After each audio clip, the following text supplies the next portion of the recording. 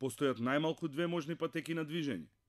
Првата е веднаш по влегувањето, нагоре по овие скали кои водат до фоајето пред кабинетот на парламентарниот спикер.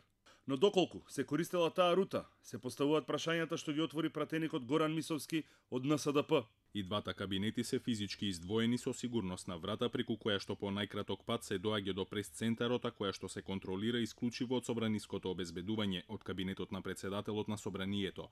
Најодговорно тврдам дека не постои можност било кој да ја помине сигурносната врата која што води по ходникот директно во прес-центарот без за тоа некој да даде налог. Ако некој им ги отворил вратите на демонстрантите, можеле брзо да стигнат до прес-центарот. Тој пат го поминавме денеска и ние со дел од новинарски екипи.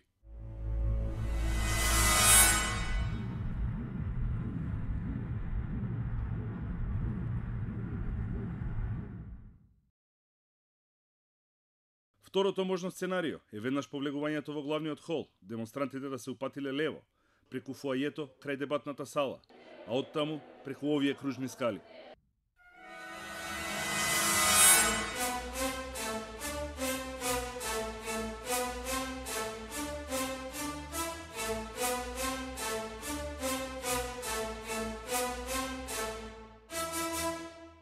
Од овие снимки е нејасно дали овие лица со црни фантомки се од групата која влегла од надвор или се влезени од некое друго место. Незабележано, од задниот двор, преку гаражите, па од собранискиот ресторан, може да се влезе и до главното фоаје, но и по посебни скали, кои водат директно до работните простории за парламентарниот спикер. Постои посебен ходник од кај кабинетот на парламентарниот спикер, кој води до делот од галеријата резервиран за шефот на државата, за до овој зид од дебатната сала. Кој го командуваше нападот? Кои се планерите и инспираторите? Кои се оперативците кои го реализираа сето ова? Од досега познатите детали во насилниот упад биле вклучени полициски службеници, припадници на АРМ и лица од подземјето.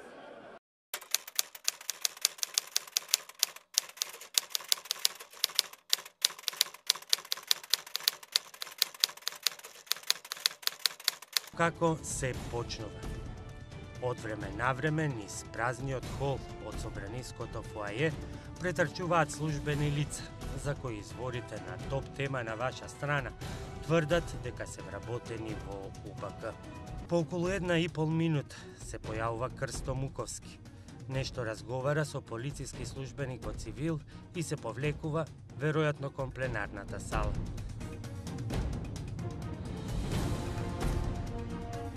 Но за безмалку 1 минута се враќа, разговарајки на телефон. Кратко потоа отрчува и до главната врата.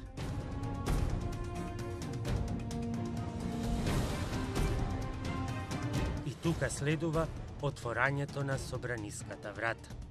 Сашо Василевски, пратеник од ВМРО ДПМН е првиот кој истрчува кон една од главните врати во обид да ја отвори. Му помага Муковски. Вратата е отворена кога насред фоајето се појавува и пратеникот Јохан Тарчуловски. Но откако Муковски и Василевски ќе ја завршат работата, се вклучува пратеникот, исто така од ВМРО ДПМН, Љубен Арнаудов.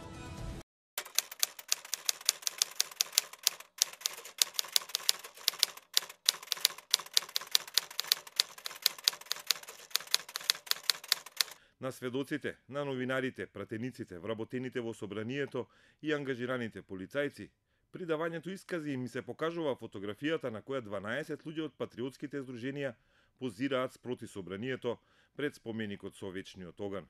Ги прашуваат дали препознаваат некој од нив. Фотографијата е направена во периодот на најголемите тензии во парламентот, кој кулминира на 27 април. Дел од овие луѓе се кријат зад фантомките. Дел менувале гардероба, други пак постојано ги носеле истите алишта.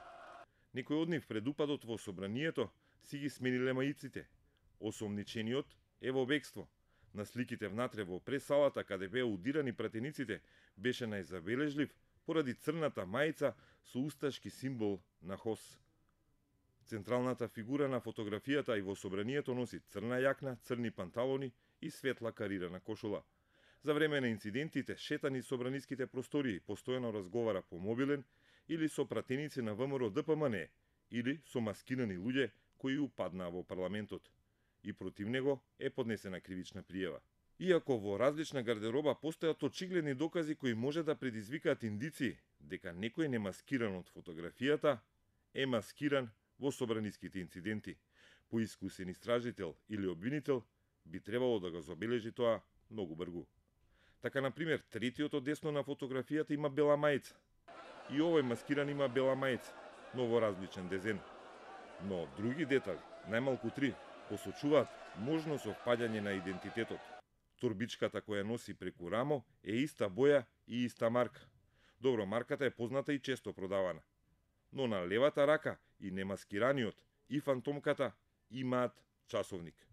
И третиот детал, црна плетенка бројаница околу зглобот на десната рака. Ја има и маскираниот кој ги строи полицајците и немаскираниот кој се слика пред споменикот. Досега од обвинителството не открива дали со овој човек разговарале и дали го осомничиле за некакво дело, за учеството во крвавиот четврток. Предметот. Истрагата сега е во рацете на обвинителството за организиран криминал и корупција. Скопското обвинителство до 31 мај поднесуваше обвиненија само за учество во толпа која ќе стори кривично дело.